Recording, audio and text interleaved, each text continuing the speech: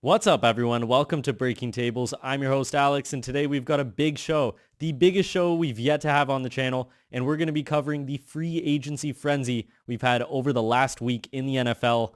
A lot of signings, a lot to talk about. But first, I want to talk about how the Eagles have brought back tight end Dallas Goedert on a one-year deal worth $7 million.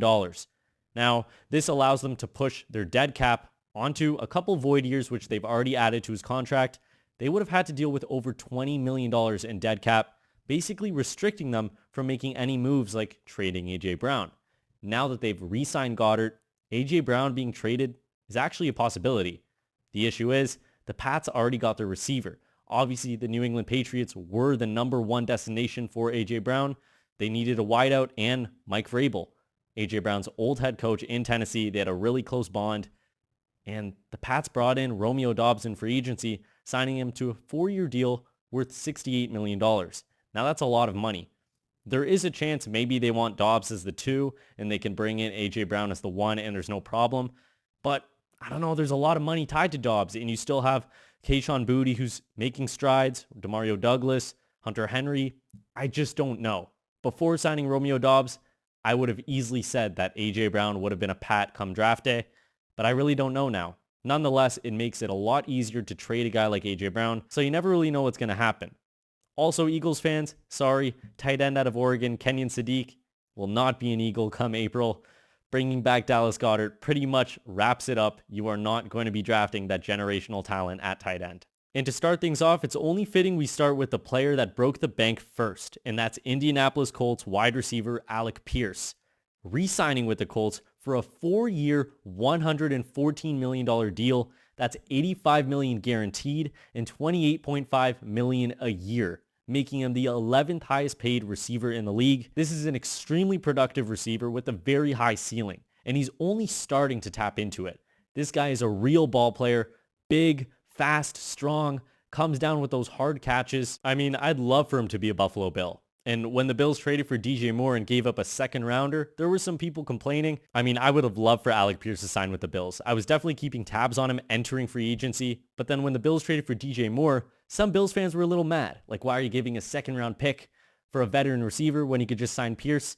Well, Pierce actually signed for $1 million more than Moore. It's highly unlikely that that was a deal breaker, but we also need to remember that DJ Moore has ties with Joe Brady back in Carolina. I think that was the reason that put DJ Moore over the top compared to all these other receivers. But going back to Alec Pierce, this guy is an extremely productive receiver, and he's coming off of a career high season. He caught 47 balls for 1,003 yards and 6 touchdowns. Those are wide receiver 1 numbers. I mean, he's not dominant yet, but this is a player that had his starting quarterback go down in the middle of the year, and he still kept going. Now, after the Colts traded Michael Pittman to the Steelers, Michael Pittman is 7th, receiving a 6th back. The wide receiver room is a little different. You have Alec Pierce as your true 1. You have Josh Downs, a great separator, really, really dangerous in the slot. That's your slot receiver. And then you have Tyler Warren as your tight end, an up-and-coming rising star, a great rookie campaign. I really like this Indianapolis team, and we'll talk about them later when we talk about Daniel Jones. The next receiver we'll be talking about is Wan'Dale Robinson, one of my favorite players in the NFL for quite some time now. And let's just be honest, enough time has passed. The only reason why Will Levis is relevant, besides his mayo and coffee combination, is because of Wan'Dale Robinson. Check his numbers back in Kentucky and then come back to me. Anyway, he signed a 4-year deal with the Tennessee Titans. He got his payday. 4 years, worth $70 million, 30 guaranteed, 17.5 per year. This is a great slot receiver that's going to work fantastic with Cam Ward. And the reason why I say that specifically is because the last time Cam Ward had a real dog in the slot was Xavier Restrepo in Miami. And he brought in 69 balls for over 1,000 yards and 11 touchdowns in his final season with Cam Ward. And that's Xavier Restrepo. I mean, he went undrafted. This is Wan'Dale Robinson, another caliber. This guy brought in 92 balls for a little over 1,000 yards and 4 touchdowns this past year. And he's had back-to-back seasons with 140 targets. That's 10th in the NFL in targets over the last 2 seasons. Those are insane stats, and to do it in back-to-back years proves it's not a fluke. It's real skill, real separation. And now he goes to Tennessee, who have Brian Daboll, his former head coach in New York, as their offensive coordinator. Expect to see a lot of Cam Ward to Wan'Dale Robinson. This is going to be a great connection to watch. And make sure you take him in fantasy. Please. You don't want to be wrong on this. You don't want to be sorry after the drafts. Make sure you take Wan'Dale Robinson in your fantasy drafts. I'm begging you. And the last receiver we'll be talking about is Mike Evans, the old vet out of Tampa Bay, signed with San Francisco from the East Coast to the West Coast. And I really like the fit. He signed for a 3-year deal worth $42.4 million, 16.3 guaranteed, and a little over 14 a year.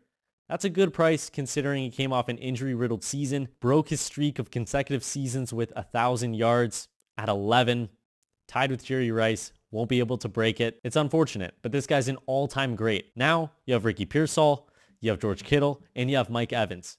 We'll see about his separation skills. He's getting older. He's going to lose that speed, especially with injuries, but he's got great hands, very physical, and for a team like San Francisco, it's very important you block. It's very important you're physical in the run game. And Mike Evans, I doubt he'll shy away from any of that. My one thing about this signing, San Francisco, please move your practice facility. You're 100 yards from an electrical substation. And we've seen the injuries over the years. Now we have an explanation. This isn't a schizo conspiracy theory. These are doctors talking about it. Doctors breaking down evidence. Muscle tissue injuries happen to the San Francisco 49ers players because they're right by an electrical substation. Those EMFs, otherwise known as electromagnetic frequencies, are not something you want to play around with. Please, Mike Evans, stay safe out there.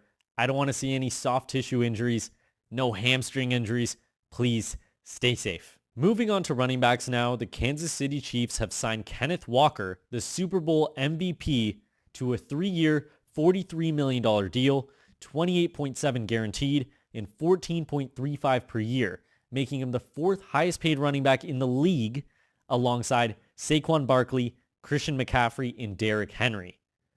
Now, I know he's not elite like them, but for the Chiefs, it was slightly overpay for a guy like Kenneth Walker, or use pick 9, an extremely valuable pick, on a guy like Jeremiah Love. Obviously, you're going to overpay slightly for Kenneth Walker. That way you don't have to use pick 9 on a running back. The Super Bowl MVP is coming off of a bounce-back season, rushing for a little over 1,000 yards, 4.6 yards per carry in 17 games played.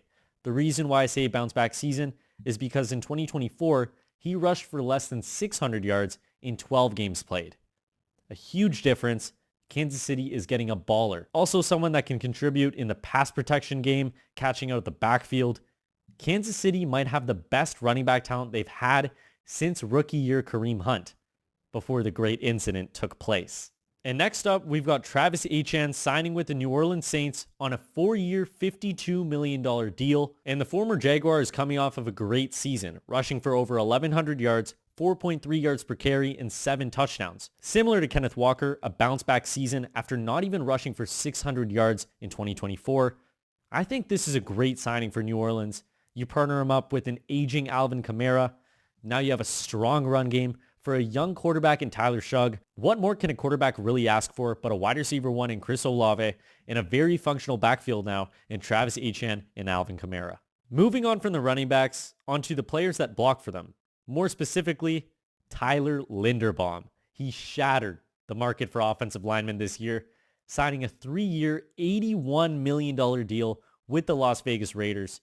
80 guaranteed. That's $27 million per year, shattering whatever market that already was kind of broken entering this free agency. This deal obviously makes him the highest paid center on the market, with Creed Humphrey making $18 million, $9 million less than him at second place. Third place, Cam Jurgens at 17, and fourth place, Connor McGovern, your Buffalo Bills center, making $13 million a year. What a steal. The deal looks better and better after that Linderbaum signing. For Vegas, I absolutely love this. You lock down an elite center, maybe a little pricey, maybe you broke the market, but really who cares? You have the money anyway.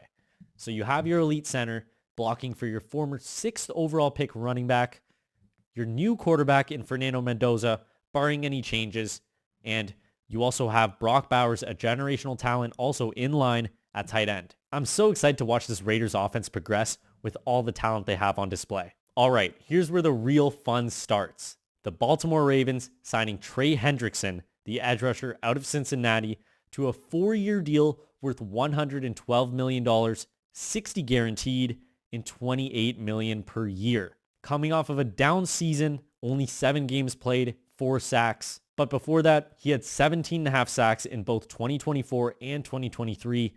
Generational numbers right there. And now he's in Baltimore, a team with a lot of talent on the defensive side of the ball already. He's got Mike Green on the opposite side of the edge, someone that we should expect to take on a bigger role, a full-time starting role, hopefully, for the Ravens. But let's track back to this whole Maxx Crosby trade situation and see if maybe there's something in between the lines that we didn't catch before. Okay, let's start things off with some context. Trey Hendrickson was going into free agency demanding a very high price, around $35 to $40 million a year. Obviously, no one met that price. So, is it too far to say that the Ravens made a trade for Maxx Crosby, took on a $35.5 million a year contract, gave up 2 first-round picks, and then realized, hey, it's not even the league new year yet. It's not even March 13th. We can back out of this. All we need to do is fail his physical. Why would they have wanted to fail his physical? Well, the Ravens could have called Hendrickson's camp and realized, hey, he's not getting the price he asked for. Let's give him $28 a year and guarantee $60 of it. Surely he's going to accept. And he did. So, do you take Trey Hendrickson on $28 million a year, or give 2 first-rounders for Maxx Crosby and take on a $35.5 million a year contract? That's 7.5 more. No trades were official at the time. It's very possible just to fail his physical. Say he didn't meet your expectations. He didn't pass his medical. There's no evidence you need to put out for NFL fans. You can get away with something like this on the first time. If someone else wanted to do that, Roger Goodell would probably come cracking down. The crazy thing about all this is that I might be right. When you really break it all down, it doesn't sound that far-fetched. The Ravens could have easily shut down his physical when they found out Hendrickson is willing to accept a reduced price. And I really think that's what happened. But anyway, putting all that aside, I think it's a win-win for both teams. The Raiders kept their guy, their elite edge rusher, and the Ravens got a great edge rusher in Trey Hendrickson, a true game wrecker, back-to-back 17.5 sack seasons. That doesn't happen every day. So they get him, they keep 2 first-rounders. I mean, what more could you ask for if you're a Ravens fan? And the Raiders, it's more of a neutral stance, but in my opinion, I think Maxx Crosby is better than 2 first-round picks. Next up at the edge rusher position, we got possibly the overpay of the century. Jaelan Phillips signing with the Carolina Panthers on a 4-year, $120 million deal. $80 million guaranteed, same number that Tyler Linderbaum got, and $30 million a year. I don't know, Carolina. Hopefully he produces. Hopefully he's healthy. And the reason I say that is because he ruptured his Achilles in 2023 and he tore his ACL in 2024. Now before that, he was pretty productive. His rookie year, he had 8.5 sacks. Second year, 7 sacks. And third year, 6.5 sacks. Only 8 games played because he ruptured his Achilles. Obviously, this serves as a high-risk, high-reward signing. I'm not really sure what to think about it. I'm not a fan if you have to ask me right now. But if he stays healthy, he has potential he can tap into. And they added Devin Lloyd at linebacker, signing him to a 3-year, $45 million deal, 25 guaranteed. So now you have Jaelan Phillips on the edge, Derrick Brown at defensive tackle, Devin Lloyd at linebacker, and J.C. Horn at corner. Those are 3 really good players alongside Jaelan Phillips, who could be great. I think there's a lot of potential with this Carolina Panthers defense. I'm just really intrigued to see how Jaelan Phillips fits into all this and if he can remain healthy. And before we move on, I want to talk about probably my favorite deal made all offseason, and that's the Bills signing Bradley Chubb. Now, some of you guys might say, oh, you're biased, you're a Bills fan. But really, it's a steal. 3 years, $43.5 million, 29 guaranteed, and $14.5 a year. That's not even $15 million a year compared to Jaelan Phillips' $30 million a year. Obviously, there's an injury history with Chubb as well. Suffered a torn ACL, causing him to miss all of 2024. But if you combine his 2025 and 2023 seasons with the Dolphins, he has 19.5 sacks and 8 forced fumbles. Elite numbers. And all Buffalo is signing him for is 10 sacks a year, if not 8. I don't know if they've had a pass rusher as good as Chubb since prime Jerry Hughes, and maybe not even then. Bradley Chubb could be that difference maker that Buffalo has been searching for a really long time. And now I want to compare Bradley Chubb's $14.5 million a year salary with some of the other edge rushers in the NFL. So Jaelan Phillips, $30 million a year. signed with the Carolina Panthers. Trey Hendrickson, $28 million a year, signed with the Baltimore Ravens. Odafe Owe, signed with the Washington Commanders. 4 years, $100 million, that's $25 million a year. Andrew Van Ginkel, Minnesota Vikings, $23 million a year. Boye Mafe, signing a 3-year deal with the Cincinnati Bengals worth $60 million, that's $20 a year. Kwity Paye, signing a 3-year deal worth $48 million with the Raiders, that's $16 a year. All those guys who, other than Hendrickson, aren't as productive as a guy like Bradley Chubb, are making more than Bradley Chubb. Bradley Chubb, again, $14.5 million a year. What a steal. And that's why he's probably my favorite signing all offseason. I love the Wan'Dale deal, but, he got signed for a good price. Bradley Chubb, signed for a bargain. Earlier, we talked about one of my favorite players in the NFL, Wan'Dale Robinson, and now we're going to talk about Malik Willis. I've been a huge fan of the guy ever since coming out of Liberty. Never really understood the 86th overall pick. I think that he should have went way earlier, maybe even in the first round.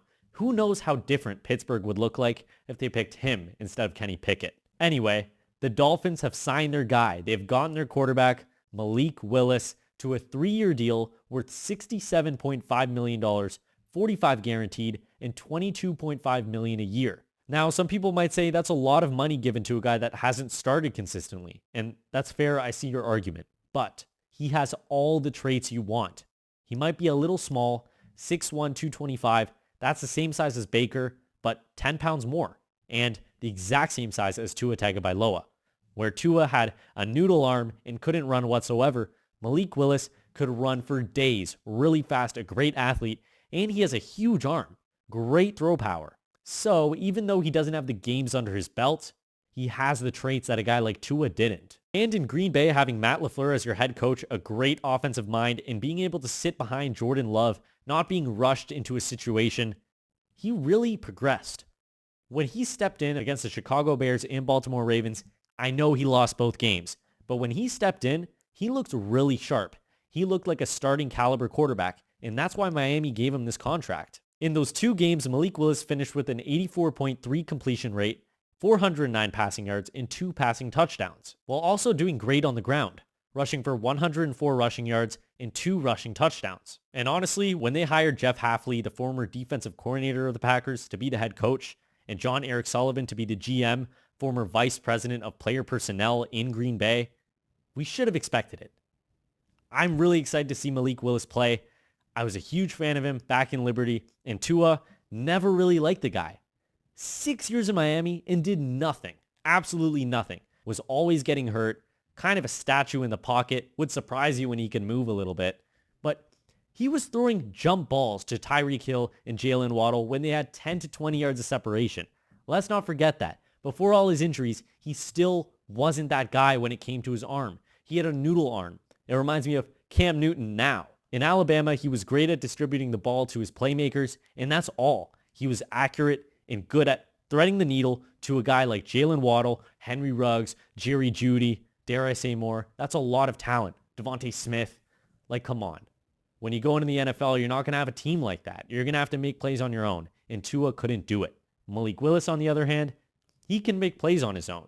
We don't know if he can be a good starting quarterback, but when he fills in, he can do it, and he has traits to succeed at a high level. I'm really excited to see how he fits in with this Miami team. You already have Devon Achane in that backfield, Jalen Wright, Ollie Gordon, a really good combo. Plus, you have Malik Willis's rushing ability in the backfield, and you have Jalen Waddle out wide. Misdirections with motions, end arounds.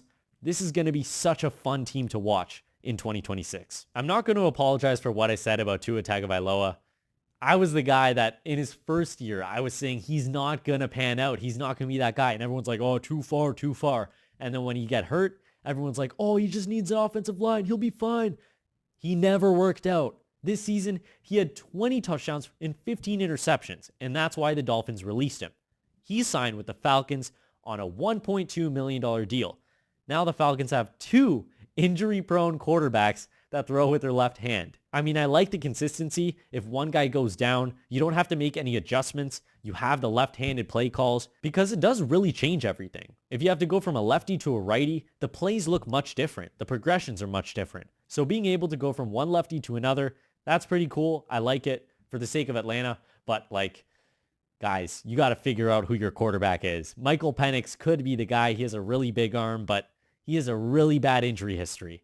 In Tua, he is not your guy, but he'll be a good backup. Next up, another quarterback that got released, Kyler Murray, released by the Arizona Cardinals. Only 3 games played this past season, 6 touchdowns, 3 interceptions. Another guy that I never really liked coming out of school. He was just too small and didn't play with that toughness and didn't really command the offense like a quarterback should.